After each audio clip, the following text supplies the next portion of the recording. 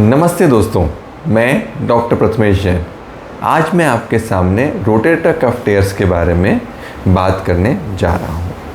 Rotator cuff टेयर कंधे में होने वाली सबसे आम तकलीफ़ है। या अगर हम सॉफ्ट टिश्यू इंजरीज की बात करें तो कंधे में होने वाली सबसे आम चोट है।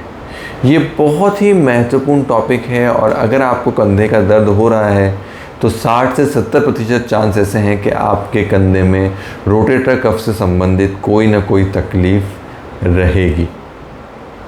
मैं आप सब लोगों से विनती करता हूं कि ये वीडियो आप पूरा देखें, एंड तक देखें, ताकि आप इस वीडियो में रोटेटर कफ से संबंधित सारी जानकारी पा सकें। तो हम शुरू करते हैं बहुत ही बेसिक चीज़ों से।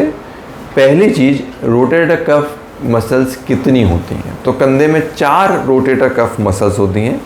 पहली आगे की तरफ होती है जिसको हम सबस्कैपुलरिस बोलते हैं। दूसरी ऊपर की तरफ होती है जिसको हम सुप्रास्पाइनेटस बोलते हैं। तीसरी पीछे की तरफ होती है जिसको इंफ्रास्पाइनेटस, और चौथी भी पीछे की और नीचे की तरफ होती है जिसको हम टीरेस माइनर बोलते हैं। ये चारों ही मांसपेशियाँ आपके कंधे को फंक्शनैलिटी देती हैं और कंधे का जो मूवमेंट है वो करने के लिए जिम्मेदार होती है। अगर आपके कंधे में दर्द है और कंधे में दर्द के साथ साथ कमज़ोरी भी आ गई है, इसका मतलब ये है कि अगर आप ऊपर करना चाह रहे हैं और करना मुश्किल हो पा रहा है, या आप कंधे को किसी भी तरह का मूवमेंट देना चाह रहे हैं और मूवमेंट नहीं हो पा रहा है, तो ज़्यादा चांसेस ये होंगी कि आपके कंधे के अंदर की जो स्नायु है, जो रोटेटर कफ है, इनमें से कोई ना कोई स्नायु में इंजरी होगी। तो हम देखते हैं कि अगर आपको रोटेटर कफ में चोट है, रोटेटर कफ इंजरी है, तो आपको क्या सिम्टम होंगे, आपको कैसे पता लगेगा। पहली तकलीफ, आपको कंधे के अंदर दर्द होगा। कंधे के अंदर असह्य पीड़ा हो सकती है। कई बार पीड़ा बहुत ज़्यादा नहीं होकर थोड़ी हो सकती है, और कई बार पीड़ा मामूली भी हो सकती है। तो पेन, ये तो दर्द एक लक्षण है, परंतु दर्द ज़्यादा भी हो सकता है और कम भी हो सकता है।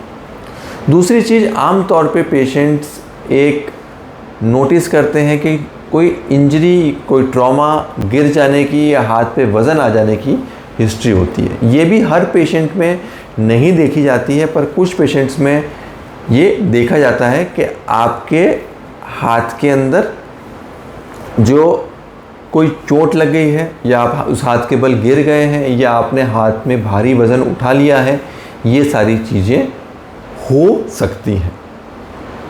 अब हम बात करेंगे कि और क्या लक्षण हैं जो रोटेटर कफ टेयर के द्योतक होते हैं। पहला लक्षण है रात में नींद ना आना। अगर आपको रात में नींद नहीं आ रही है, या फिर अगर आप रात में इस करवट नहीं सो पा रहे हैं, तो भी ये रोटेटर कफ टेयर का लक्षण हो सकता है। साथ ही साथ आपको हाथ में कमज़ोरी भी महसूस होगी। जैसे कि अगर आप दूसरे हाथ से कोई भारी वज़न उठा सकते हैं, भारी काम कर सकते हैं, परंतु जिस हाथ में आपको रोटेटर कफ में टेयर होगा, उस हाथ से आप भारी काम नहीं कर पाएंगे और आपको हाथ में कमज़ोरी आ जाएगी, वीकनेस आ जाएगी। साथ ही साथ हमने ये भी देखा है कि ड्रॉप आर्म साइन, ये तो पैरालिसिस जैसा भी कई लोग महसूस कर सकते हैं, जिसको हमारी भाषा में सूडो पैरालिसिस बोलते हैं। कई बार लोगों के मन में ये होता है कि ये जो पैरालिसिस है ये दिमागी तकलीफ़ों की वजह से, या तो स्ट्रोक की वजह से, या तो कोई न्यूरोलॉजिकल कारण की वजह से हुआ है, परंतु वो न्यूरोलॉजिकल कारण ना हो के कंधे के अंदर की जो मांसपेशी है उसके फट जाने के कारण होता है। तो ये सारे के सारे लक्षण रोटेटर कफ टेयर के हो सकते हैं। कुछ पेशेंट्स में, लिमिटेड पेशेंट्स में, हमने ये भी देखा है कि स्टिफनेस भी हो सकती है। मतलब आपका कंधा जाम भी हो सकता है, कंधा टाइट भी हो सकता है, और आप कंधे का मूवमेंट करने में सक्षम ना हो, वो भी हो सकता है। तो ये भी चीज़ आपको देखने की रहेगी आम तौर पे। परंतु आपका कंधा जाम नहीं होता है, आम तौर पे आपके कंधे का मूवमेंट फ्री होता है, परंतु कुछ मरीज़ों में कंधा जाम भी हो सकता है। आम तौर पे हमने ये देखा है कि ज़्यादातर मूवमेंट फ्री होता है, परंतु दर्द और ताकत की कमी, ये 2 सबसे महत्वपूर्ण लक्षण हैं जो हमको मिलते हैं। अगर आपके मन में डाउट है कि आपको रोटेटर कफ इंजरी हो सकती है, या आपको ऐसा लगता है कि आपको रोटेटर कफ के बारे में जांच करानी चाहिए, तो आपको एक शोल्डर स्पेशलिस्ट से परामर्श लेना चाहिए।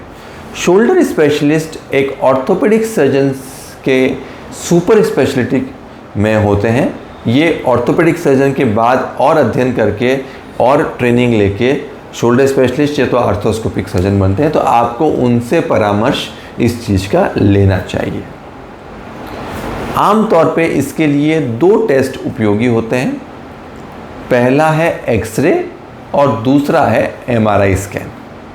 कुछ लोग इसमें अल्ट्रासाउंड स्कैन का भी प्रयोग करते हैं, परंतु हम रूटीन यूज़ में अल्ट्रासाउंड को प्रयोग में नहीं लेते। एक्सरे कराना इसलिए आवश्यक होता है कि हम ये देख लें कि अंदर हड्डी में कोई तकलीफ़ तो नहीं है और आपके अंदर की जो हड्डी है उसमें घिसारा या और कोई तकलीफ़ तो नहीं आ रही है। और एमआरआई इसका सबसे सटीक इन्वेस्टिगेशन होता है और एमआरआई करके हम कंधे के अंदर होने वाली हर तकलीफ़ के बारे में पता लगा सकते हैं। एमआरआई की सेंसिटिविटी 95% से भी ज़्यादा होती है। इसका अर्थ ये है कि एमआरआई के द्वारा हम छोटी से छोटी तकलीफ़ का भी पता लगा सकते हैं।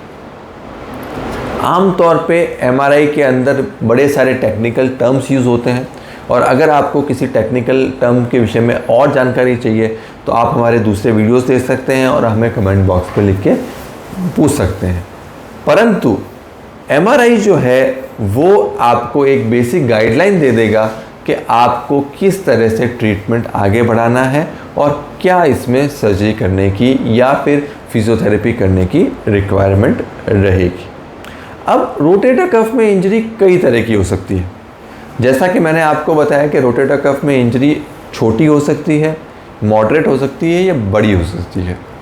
अगर आपके कंधे के अंदर पार्शियल रोटेटर कफ आ रहा है, जिसका मतलब क्या होता है कि नॉर्मली जो फुटप्रिंट होती है रोटेटर कफ की वो करीबन 2 सेंटीमीटर की होती है, तो अगर उसमें से करीबन 1 सेंटीमीटर या उससे कम की इंजरी होती है तो उसको पार्शियल कफ टेयर बोलते हैं।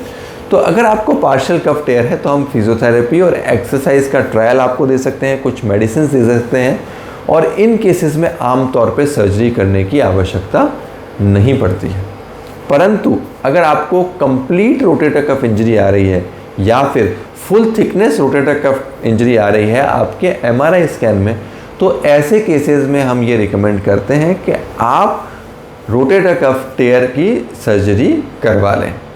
अब ये सर्जरी करने की सबसे अच्छी पद्धति आर्थोस्कोपिक टेक्निक होती है। अगर आपसे कोई कहता है कि इसको ओपन सर्जरी से या तो मिनी ओपन सर्जरी से सर्जरी करा लें तो उससे भ्रमित ना हो, क्योंकि आज की डेट में इस सर्जरी को करने का सबसे अच्छा माध्यम आर्थोस्कोपिक सर्जरी ही है, जिसमें छोटे छोटे कट लग के और बहुत ही एक्सपर्टाइज्ड वे में ये सर्जरी की जा सकती है। अब मैं आपको बताना चाह रहा हूँ कि रोटेटर कफ टेयर्स कौन कौन से होते हैं, कितने प्रकार के होते हैं और कैसे इसको अप्रोच किया जा सकता है। जैसे मैंने आपको बताया कि आपके शरीर में 4 रोटेटर कफ की स्नायु होती हैं, सुप्रास्पाइनेटस, इंफ्रास्पाइनेटस, सबस्कैपुलरिस और टीरिस माइनर। और ये जो मैंने आपको जो सीक्वेंस बताया, इसी सीक्वेंस में टेयर होते हैं। सबसे आम टेयर जो हमको देखने को मिलता है वो सुप्रास्पाइनेटस टेंडन का मिलता है, दूसरा हमें इंफ्रास्पाइनेटस टेंडन का, तीसरा सबस्कैपुलरिस का और चौथे नंबर पे मैसिव टेयर्स में हमें टीरिस माइनर का इंजरी देखने को मिल सकता है। अब जैसे मैंने आपको बताया ये टेयर जो है वो माइल्ड, मॉडरेट और सीवियर में हम ग्रेड कर सकते हैं कि छोटा है, मॉडरेट है या बहुत बड़ा है। कई बार मैसिव रोटेटर कफ होता है, यानी कि बहुत बड़ा रोटेटर कफ है, सारी मसल्स को इन्वॉल्व कर रहा है। और अगर जैसे मैंने आपको बताया कि पार्शियल कफ टेयर होता है, मतलब आधा या अधूरा कफ टेयर हुआ है या थोड़ा सा फट गया है, तो इन केसेस में कई बार ऐसा होता है कि अंदर से फटता है या तो बाहर से फटता है। तो अगर अंदर से फट रहा है तो इसको पार्शियल आर्टिकुलर टेयर बोलते हैं और अगर बाहर की तरफ से फट रहा है तो पार्शियल बर्सल टेयर बोलते हैं। किसी किसी पेशेंट में जो आपका सबस्टांस है रोटेटर कफ का, वहाँ से वो फट जाता है तो उसको हम इंटरस्टिशियल कफ टेयर बोलते हैं। रोटेटर कफ टेयर अगर आपको है तो आपको, जैसा मैंने आपको बताया कि एमआरआई अवश्य और अवश्य करा लेना चाहिए और एमआरआई के बाद आपका जो डिसीजन मेकिंग है वो बहुत इजी होता है और क्या ट्रीटमेंट करना है वो बहुत इजी हो जाता है। यहाँ मैं एक बहुत इंपॉर्टेंट आपको बात बताने चाह रहा हूँ जो आपको बहुत समझने की है कि ये सबसे ज़्यादा कॉमन निगलेक्टेड और मिस्ड कंडीशन। इसका मतलब कि हमारे में कई लोगों को कंधे में दर्द होता है जिसको फ्रोजन शोल्डर या कंधे में दर्द करके टाल दिया जाता है और जो फिजियोथेरेपी कराते रहते हैं, परंतु असल डायग्नोसिस जो रोटेटर कफ में इंजरी होती है वो पकड़ में ही नहीं आता है। तो अगर आपको कंधे में दर्द है, अगर आपको कंधे में कमज़ोरी है, अगर आप कंधे से काम नहीं कर पा रहे हैं, तो ज़्यादा चांसेस ये हैं कि आपके कंधे की जो स्नायु है जिसको रोटेटर कफ बोलते हैं उसमें इंजरी होगी, वो स्नायु फटी हुई होगी।